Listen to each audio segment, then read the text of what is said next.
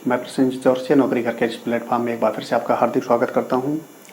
पिछली कक्षा में जिस प्रकार से हमने हड़प्पा के स्थलों के बारे में बात की कि उनकी अवस्थिति कहाँ है, वह उनकी खोज किसने की और इस तरह से जो भी तमाम बिंदु मिले हमने उसके बारे में बात की। चलिए उससे आगे बढ़ते हैं, वही हम स्टार्ट करते हैं। एक पॉइंट पे बात करते हैं कि ये जो हड़प्पा स्थल प्राप्त हुए वो किन नदियों के तट पर थे, क्योंकि ये कई बार एग्जाम्स में पूछा जाता है, वनडे एग्जाम से और जो भी अन्य एग्जाम्स होते हैं जीएस से संबंधित, कि ये जो स्थल है ये किस नदी के तट पर है। या इस तरह से भी पूछ लिया जाता है कि चार तट दे दिया गया, नदी का तट और या फिर नदी का नाम, और फिर उसमें चार स्थल दे दिया गया और मिलाने के लिए बात कर देता है कि आप इसमें मिलाइए कि कौन सा स्थल किस नदी के तट पर प्राप्त हुआ। तो चलिए उसके बारे में भी बात कर लेते हैं। यहाँ पर हेडिंग बना लेते हैं स्थल, और इधर हेडिंग बना लेते हैं कि नदी तट, नदी तट और ये स्थल। सबसे पहले हम बात करते हैं हड़प्पा के बारे में। हालांकि इसके बारे में इससे पहले हमने बात कर चुके हैं, इसके बारे पहले हम बात कर चुके हैं, लेकिन फिर भी एक बार फिर से इसको देख लेते हैं। हड़प्पा ये किस नदी के तट पर है? ये है रावी नदी, पाकिस्तान के पंजाब प्रांत के रावी नदी के तट पर है। कौन सा? हड़प्पा। इसके बाद मोहन जोदड़ो, ये किस नदी के तट पर है? मोहन जोदड़ो ये है सिंधु नदी। इसके बाद चन्हुदड़ो, ये किस नदी के तट पर है? यह भी सिंधु नदी के ही तट पर है।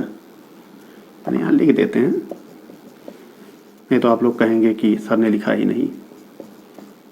सिंधु नदी। इसके बाद हम बात करते हैं लोथल। लोथल ये किस नदी के तट पर है? ये है गुजरात के काठियावाड़ प्रदेश के भोगवा नदी के तट पर। लोथल भोगवा नदी। इसके बाद कालीबंगा। कालीबंगा, कालीबंगा किस नदी के तट पर है? यह है घग्गर नदी। कौन सी? घग्गर नदी। इसके बाद रोपड़। रोपड़ किस नदी के तट पर है? रोपड़ है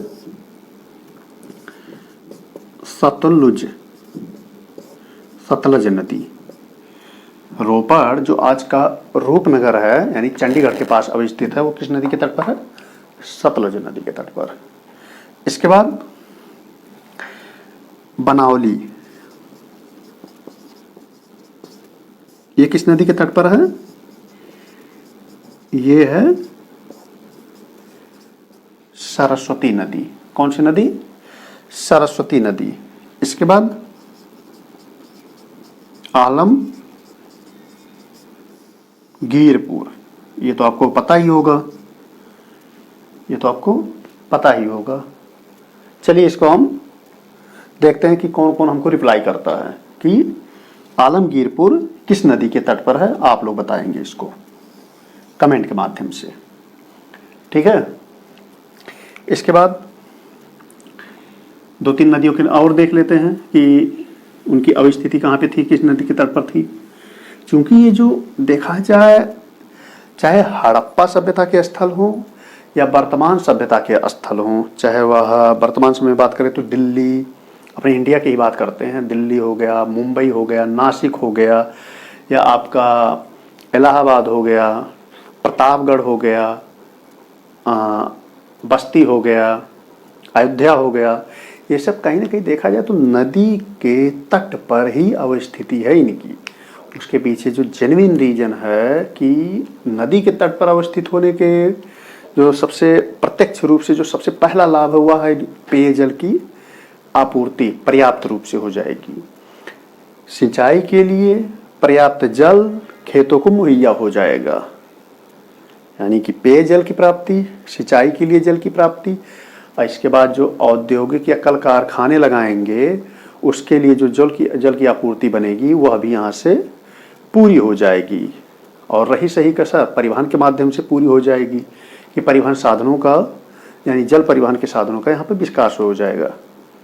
उसी के अंतर्गत देखा जाए तो इलाहाबाद से लेकर दिल्ली तक, यानी दिल्ली से इलाहाबाद जो यमुना रिवर प्रवाहित हो रही है या गंगा रिवर की ही बात करें तो इसमें आपका जल परिवहन के स्रोतों का भी विकास किया जा रहा है, जल परिवहन के स्रोतों का विकास।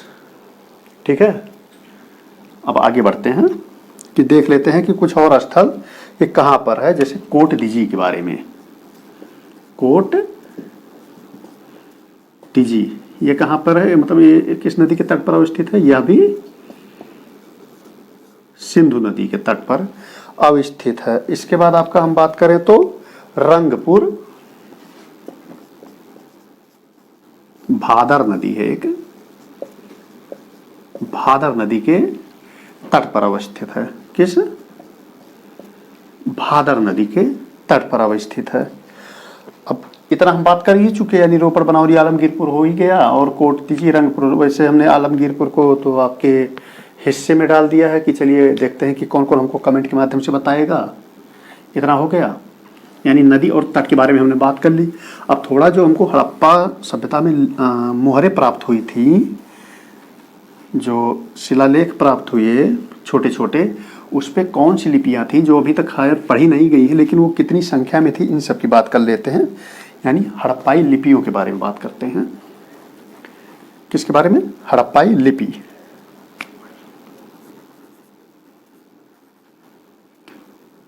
हड़प्पाई लिपि, हड़प्पाई लिपि। अब देखा जाए तो 64 यानी कि कुल 64 मूल चिन्ह मिले हैं।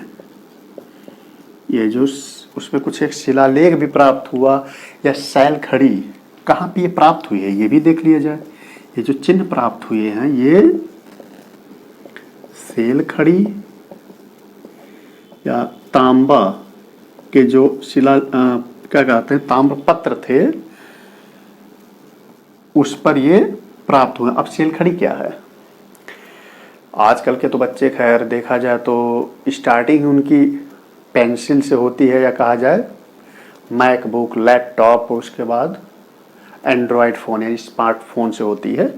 लेकिन आज से अगर 20 साल पहले की बात की जाए तो बच्चों के हाथ में जो पहले स्लेट आता था और स्लेट के साथ उसको गांव की भाषा में दुद्धि कहते थे, वो होता था। तो वही जो शैल खड़ी है वही दुद्धि होती थी। उस पर उसको प्लेन करके उस पर स्ट्रक्चर तैयार किया जाता था, यानी कि जो भी स्ट्रक्चर मिलते थे वहाँ पर, यानी कि यह हड़प्पाई चिन्ह वहीं पे मिले हैं। और उसी में एक चिन्ह था ये यू आकार का, इम्पोर्टेंट है क्योंकि यू आकार के चिन्ह ज़्यादातर मिले हैं इन चिन्हों में, 64 मूल चिन्हों में। और एक मछली का चिन्ह, ऐसे मछली का चिन्ह ये भी बहुतायत में मिला है। मतलब बहुतायत का मतलब इस चिन्ह का प्रयोग कई बार कई जगहों पे प्राप्त किया गया है। तो कुल कितने चिन्ह मिले? 64 मूल चिन्ह मिले। और एक चीज और है कि ये जो चित्रात्मक यानी कि चित्र के रूप में, किसके रूप में? चित्रात्मक रूप में ये चिन्ह प्राप्त हुए हैं।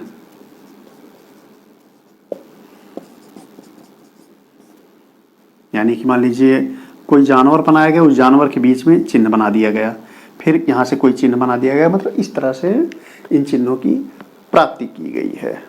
इसके बाद हम बात करते हैं कि ये जो हड़प्पाई समाज था, हड़प्पाई समाज वो कैसा समाज था? समाज सभ्यता ही लिख देते हैं। यानी हड़प्पाई सभ्यता कैसी सभ्यता थी? क्या यहाँ पर पुरुषों की प्रधानता थी? क्या यहाँ पे महिलाओं की प्रधानता थी? यहाँ पर महिलाओं की ही प्रधानता थी, यानी कि मातृसत्तात्मक समाज था। जैसे वर्तमान समय क्या है, वैश्विक परिप्रेक्ष्य की बात की जाए, वर्तमान वैश्विक परिप्रेक्ष्य, उसमें क्या है कि चाहे वो कोई स्वीकार करे या ना करे, लेकिन पितृसत्तात्मक समाज अवश्य ही दिख रहा है, यानी कि पैट्रियार्की दिख रही है। लेकिन यहाँ पर आजकल फेमिनिज्म की भी बात होती है कि महिलाओं को भी बराबर के अधिकार मिलने चाहिए, और न सिर्फ अधिकार ही मिलने चाहिए बल्कि उनको निर्णय लेने में, किसी भी चीज़ के बारे में निर्णय लेने में बराबर की हिस्सेदारी होनी चाहिए। क्योंकि अधिकार दे देना मतलब ये हुआ कि एक मंच तैयार किया गया, वहाँ पर मान लीजिए 100 अतिथि आए या फिर 100 चीफ गेस्ट के रूप में आए, तो उन 100 में से 50 महिलाएं लेकिन और 50 पुरुष। अब जब बात आई कि निर्णय करने की, तो 50 जो पुरुष बैठे हैं उनको अगर प्रेफरेंस दे दिया जाए, महिलाओं को निर्णय में शामिल ही ना किया जाए, तो उस मंच पे उन महिलाओं की क्या अभिशाप। तो निर्णय लेने में महिलाओं की भी भागीदारी होनी चाहिए, तभी माना जाएगा कि समाज बराबरी के रास्ते पर है। फेमिनिज्म इसी की बात करता है। तो वही कि हड़प्पाई समाज जो था मात्र सत्तात्मक समाज था। कैसा? मात्र सत्तात्मक समाज था।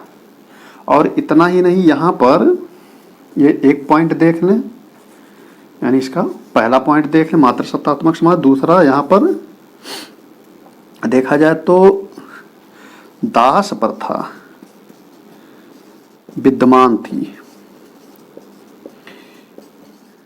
यानी कि लोगों को दास बनाने की जो प्रथा थी वो विद्यमान थी। जो दास बनाने की प्रथा आज भी आप किसी भी शहर के बाहर या कहा जाए शहर के अंदर भी आप घूमने निकल जाइए, तो आपको होटल यानी जो भी संचालित हो रहे हैं, छोटे बड़े ढाबे, स्पेशली ढाबों की बात करें, छोटे टपरी जैसी दुकानों की बात करें, तो वहाँ पर आपको छोटे छोटे बच्चे, आपको जिनको लोग छोटू के नाम से संबोधित करते हैं, हालांकि उनका नाम अलग ही होता है लेकिन फिर भी लोग छोटू ही बुलाते हैं, तो उनकी ज़रा एज के बारे में गौर कीजिएगा कि उनकी एज कितनी है।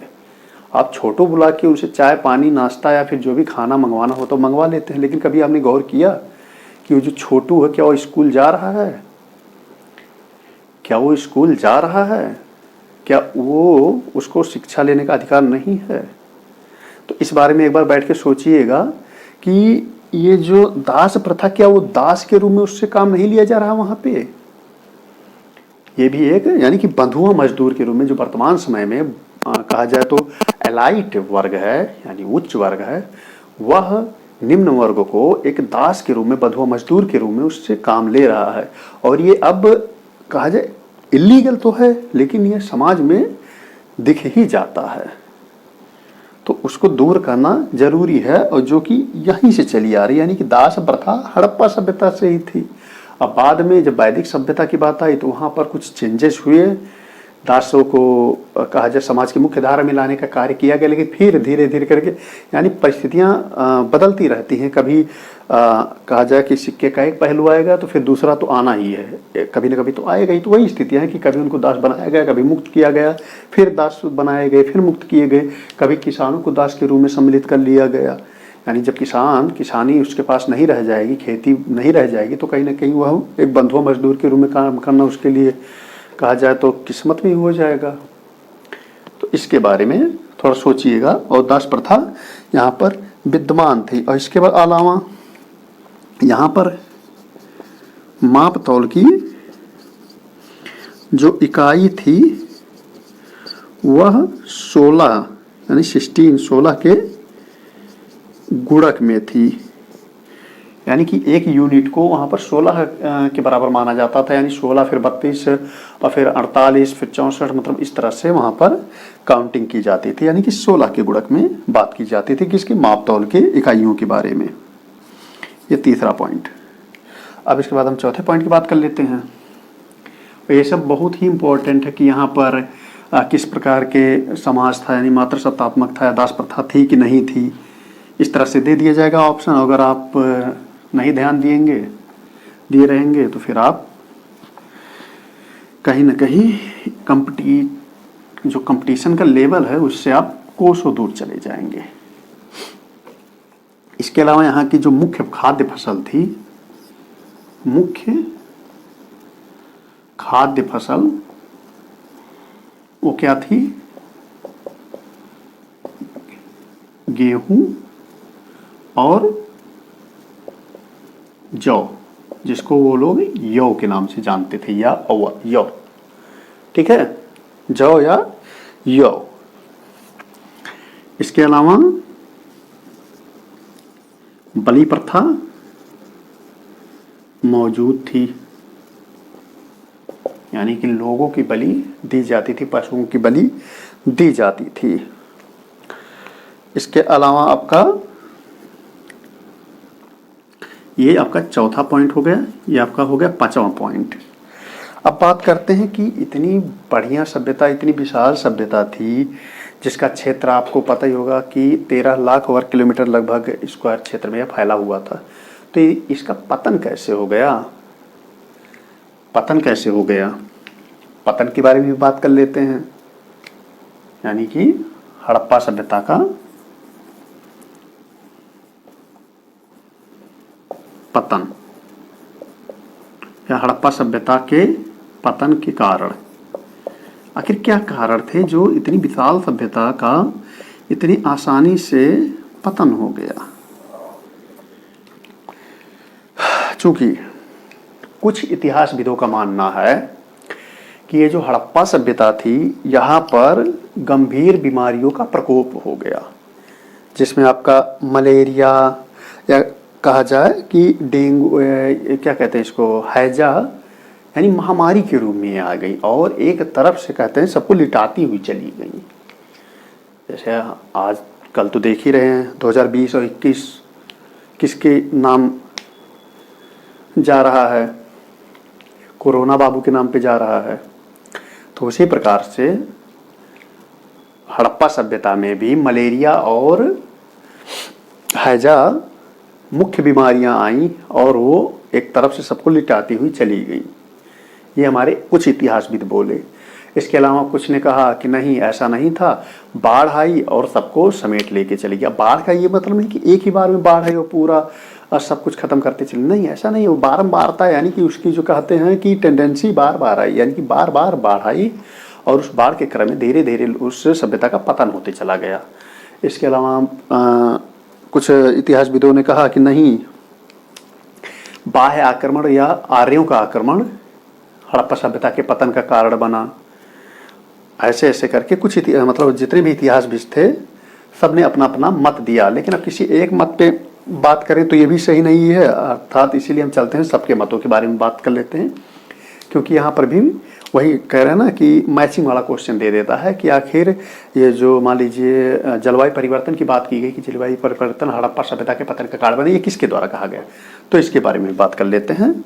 तो सबसे पहले इसी पे बात करते हैं कि ये जलवायु परिवर्तन, यानी कि हड़प्पा सभ्यता के पतन के कारण में जलवायु परिवर्तन। अब ये किसने कहा कि जलवायु परिवर्तन से इस सभ्यता का पतन हो गया? यह कहा अमलानंद घोष ने। किसने? अमलानंद घोष ने।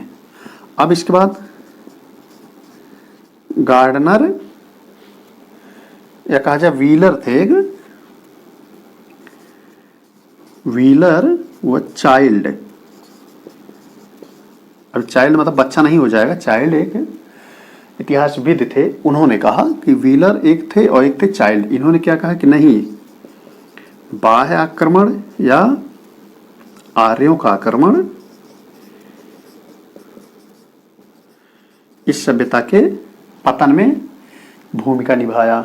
यानी कि जलवायु परिवर्तन क्यों किसने कहा? अमलानंद घोष ने। व्हीलर और चाइल्ड ने क्या कहा? नहीं, बाह्य आक्रमण का, यानी कि बाह्य या आर्यों का आक्रमण हुआ जिससे सभ्यता का पतन हो गया। अर्नेस्ट मैके ने क्या कहा? अर्नेस्ट मैके ने कहा कि नहीं, बाढ़ आई और सभ्यता को ले डूबी। अर्नेस्ट मैके ने बाढ़ बताया। अब इसके बाद जॉन मार्शल जॉन मार्शल थे। इन्होंने क्या कहा कि नहीं, प्रशासनिक शिथिलता प्रमुख कारण बनी सभ्यता के, कौन सी सभ्यता, हड़प्पा सभ्यता के पतन में। अब कारण चाहे जो भी रहे हो, लेकिन इस सभ्यता का पतन हुआ, इसको नकारा नहीं जा सकता। क्योंकि अगर पतन ना हुआ होता तो 1834 में, 1853 में या फिर 1920, 21, 22 में ये जो सभ्यता एक जमींदोज थी वो सामने आई, आती ना। तो पतन हुआ और रीजन इसमें से जो भी रहा हो था, पतन हुआ। इतना हम लोगों ने पढ़ा हड़प्पा सभ्यता के बारे में। अगर इससे बाहर भी अगर आपको कुछ भी डाउट हो तो कृपया कमेंट बॉक्स में लिखें, और अगर कुछ भी क्वेश्चन हो इस टॉपिक से तो उसके बारे में भी हमको बताएं। और अगर वीडियो पसंद आया हो तो लाइक, शेयर और चैनल को सब्सक्राइब अवश्य करें, क्योंकि इससे आप एक एजुकेशन प्लेटफॉर्म से जुड़े तो रहेंगे ही, साथ ही साथ आपको एक कॉम्पिटिटिव एग्जाम में मोस्ट इम्पॉर्टेंट रूप से यह हेल्प करेगा। धन्यवाद।